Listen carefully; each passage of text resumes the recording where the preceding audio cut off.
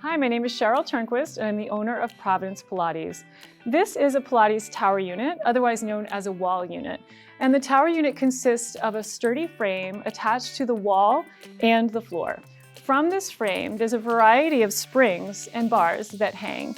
Some of the springs are thicker and some are thinner, so that determines the amount of resistance that you gain from using them, along with the fact that some of the springs can be hung higher or lower on the bar. When you come to a tower class, your instructor will walk you through every piece of the equipment here, every spring that's here, and where to hang the springs during your class. We do things on the tower lying down, seated, kneeling, and standing, and you will get a total body workout on the tower. So a foundational exercise on the tower is leg springs, and the leg springs are thick springs that hang from a certain point on the frame. An exercise here is called frogs. It's working the posture, the length of the spine, core strength, and lower body work in the hamstring, glute, and thigh.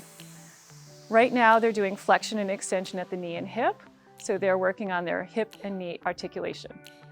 The rollback is an example of a seated exercise on the tower. We have our rollback bar, and this exercise works articulation of the spine, going bone by bone, trying to lengthen the body, using the core strength to come back up off the mat to your seated position.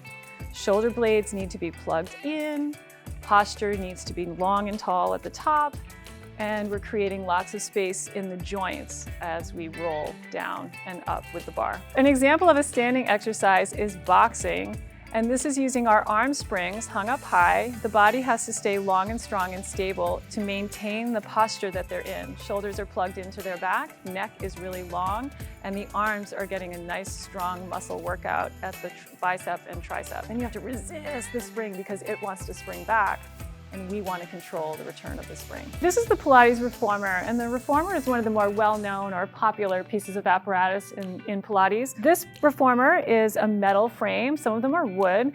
It has a carriage that will move back and forth along this frame, and this carriage is attached with springs.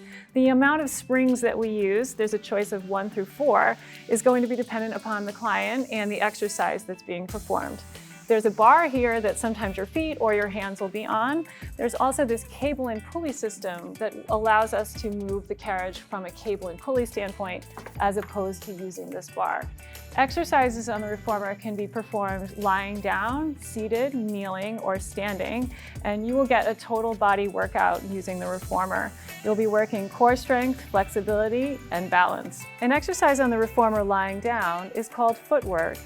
And here, the client is lying on a moving carriage. The carriage is attached to these springs, and their feet are on a foot bar, helping to push the carriage backward and resist the springs closing as the carriage comes forward.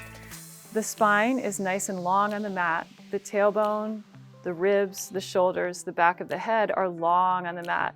And again, the powerhouse, the core muscles, are pressing this carriage backward and controlling the close.